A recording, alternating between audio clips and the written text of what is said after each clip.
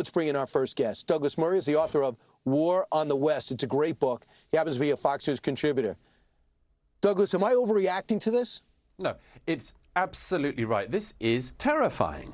This woman is totally unqualified for the task by her own admission. And the fact is that nobody should be seeking to perform this task. I mean, the free press is meant to be free for a reason, which is that it should be able to expose wrongdoing in government. And there should be no attempt to shut that down. But what do we live in now in America?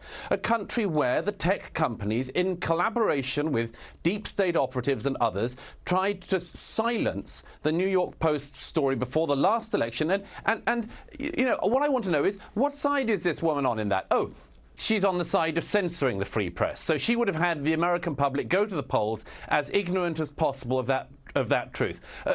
What are the other things that the Democrats might not want us to know at the moment?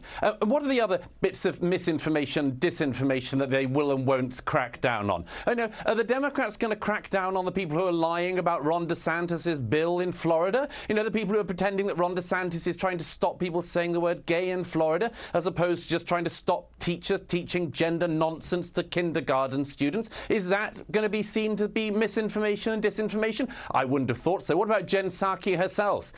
When she claims that they're not moving migrants from the southern border and distributing around the country in the middle of the night because it's 3 a.m. and that doesn't quite count as the middle of the night. Is that misinformation? They always say, who guards the guardians? That's the question. These people are not fit to be guardians, and the point is nobody should be. We are free people, and we should have a free press. It gets even better. Adam Schiff, the guy with absolutely no credibility, but still wants to sell a book about his credibility, says, here's my take on the world's richest man buying Twitter. He makes a great car, he makes a great rocket, but I'm concerned his personal views will stop the fight against disinformation on social media. The problem on Twitter hasn't been too much content moderation, it's too much hate. What about Elon Musk makes you think he's going to be dialing back on what is happening with the Democratic point of view?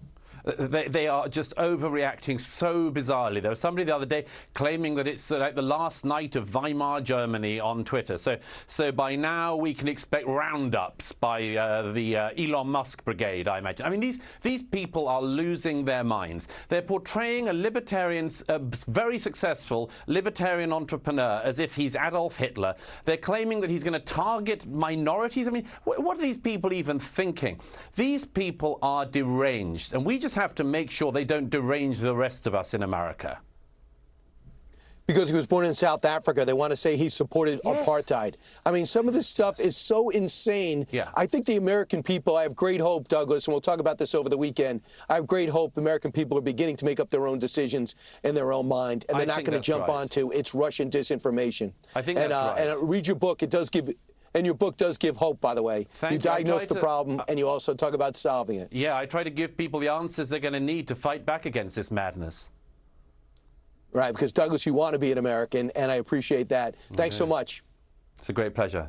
Hey, Sean Hannity here. Hey, click here to subscribe to Fox News YouTube page and catch our hottest interviews and most compelling analysis. You will not get it anywhere else.